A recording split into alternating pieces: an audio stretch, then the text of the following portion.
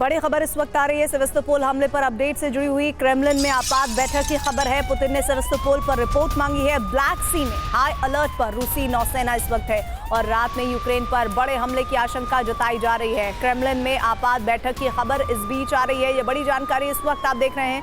Putin ने Sevastopol पर report मांगी।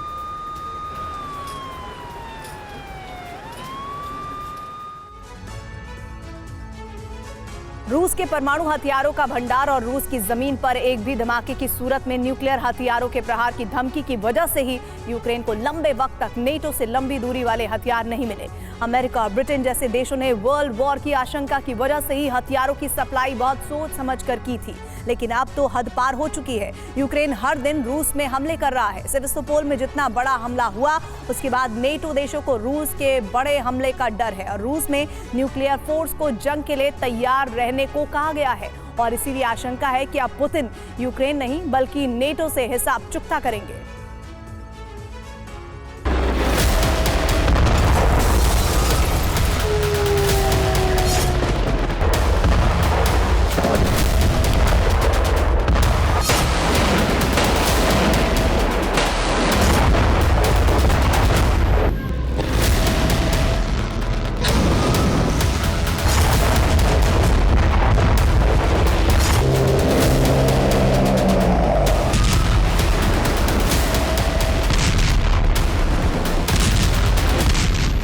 महीनों की जंग में रूस जितने एयरक्राफ्ट नहीं गंवा सकता उससे ज्यादा एक ही झटके में भस्म हो गए।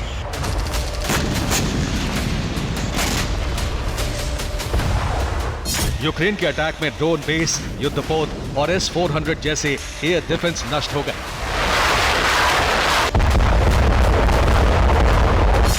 करीब $1 लाख करोड़ का नुकसान, कई अफसर और सैनिकों की मौत का हिसाब आखिर कैसे चुकता होगा?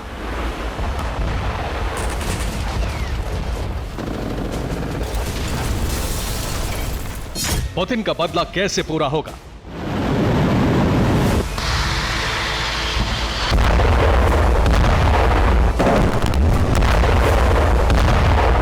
क्या क्रीमिया को लेकर रूस ने जो धमकी दी थी वो अब सच होने वाली है?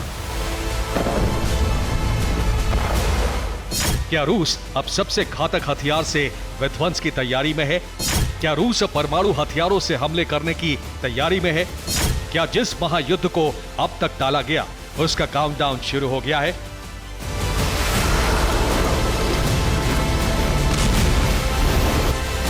आशंका ऐसी ही नहीं है। रूस की वो सेना जो दुनिया के किसी भी कोने में परमाणु विध्वंस करने में सक्षम है, वो जंग के लिए तैयार हो रही है।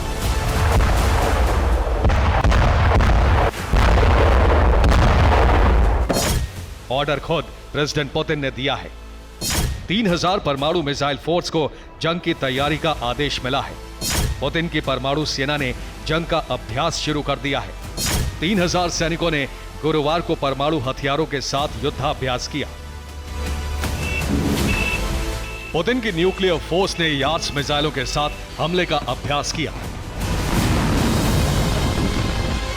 रूस की yards missile thermonuclear intercontinental ballistic missile है।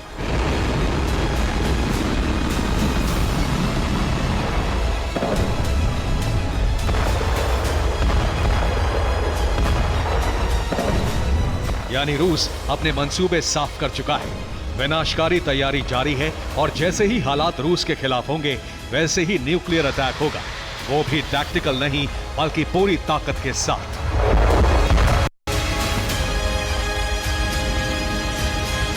न्यूक्लियर हमले की शुरुआत यूक्रेन से होगी या फिर किसी यूरोपीय देश से, अंदाजा लगाना मुश्किल है, लेकिन बेलारूस में जो चल रहा है उससे अंदाजा यही होता है कि अब वॉर फाइनल स्टेज में पहुंचने वाला है।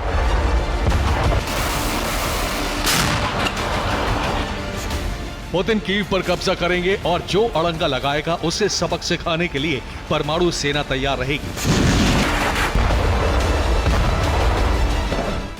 शुक्रवार से बेलारूस में युद्धाभ्यास की शुरुआत हुई।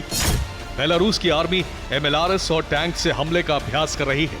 माना जा रहा है कि यह बेलारूस से कीव पर हमले के प्लान का पहला कदम है। बेलारूस की तरफ से युद्धाभ्यास को लेकर कई तरह की सफाई दी गई है और इसे रूटीन एक्सरसाइज कहा जा रहा है।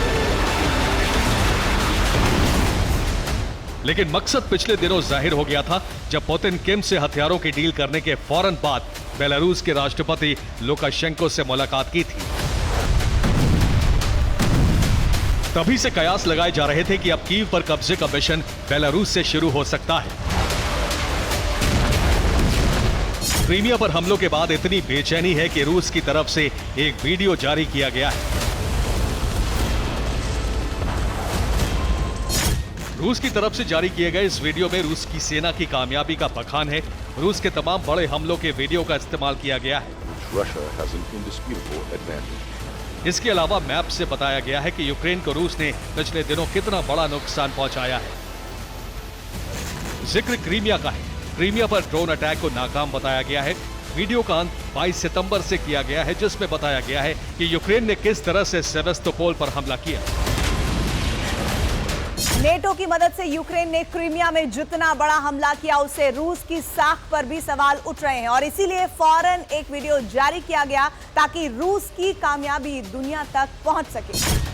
लेकिन दुनिया जानती है कि पुतिन अब इसका बदला जरूर लेंगे और वो बदला कितना बड़ा होगा इसका अंदाजा लगाया जा रहा है। क्रीमिया के भीतर होने वाले हर हमले के बाद रूस ने यूक्रेन पर कहर बरपाया है। कर्च ब्रिज पर हमले के बाद यूक्रेन पर मिसाइलों की बरसात कर दी गई थी, लेकिन इस बार रूस का नुकसान बहुत बड़ा है। इसलिए पलटवार भी उतना ही घातक होने वाला है। रूस बदले की प्लानिंग कर रहा है तो दूसरी तरफ अमेरिका रूस के भीतर और ज्यादा धमाके का इंतजार कर रहा है। अमेरिका जल्द यूक्रेन को आर्मी टैक्टिकल मिसाइल सिस्टम की सप्लाई करेगा।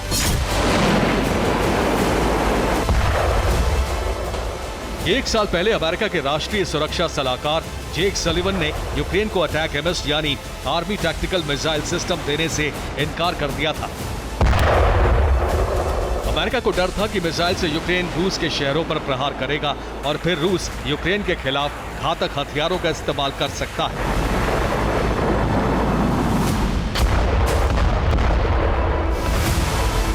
यह मिसाइल अमेरिकी सेना की बहुत बड़ी ताकत है। स्टॉर्म शैडो मिसाइल को फायर करने के लिए यूक्रेन के फाइटर जेट्स को टेक ऑफ करना पड़ता है, लेकिन अमेरिकी अटैक एमएस को ट्रक से जमीन पर कहीं भी ले जाया जा सकता है और रूस की जमीन को दहलाया जा सकता है। अटैक एमएस अमेरिका की टैक्टिकल बैलिस्टिक मिसाइल है। अटैक एमएस को M270 multiple launch rocket system से फायर किया जा सकता है। मिसाइल की रेंज करीब 300 किलोमीटर है। इसे यूएस की लॉकहीड मार्टिन कॉरपोरेशन ने तैयार किया है। मिसाइल सतह से सतह पर मार करने में सक्षम है। रूस की सीमा के बेहद करीब ये अमेरिकी F-35 लड़ाकू विमान की लैंडिंग है। फिनलैंड के एक हाईवे पर अमेरिकी लड़ाकू विमानों की लैंडिंग रूस के लिए चेतावनी मानी जा रही है। अमेरिका ने जता दिया है कि रूस या बेलारूस के आसपास के किसी भी छोटे देश पर अटैक हुआ तो अमेरिका तुरंत एक्शन में आ जाएगा। फिलहाल नेटो और रूस दोनों आर पार के मूड में हैं और यही तनाव एक महाजंग की वजह बन सकता है। Bureau report TV9 Bharatvarsh.